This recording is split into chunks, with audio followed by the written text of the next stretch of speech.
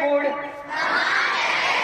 તમામ Chinese food, તમામ bakery product, તમામ ઠંડા પીણા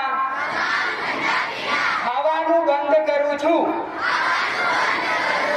અને મોબાઈલનો જ્યારે જરૂર ના હોય ત્યારે ઇન્ટરનેટ ડેટા બંધ રાખીશ અને મોબાઈલની ફાલતુ ગેમ રમવા માટે ક્યારે પણ મોબાઈલનો ઉપયોગ નહીં કરું.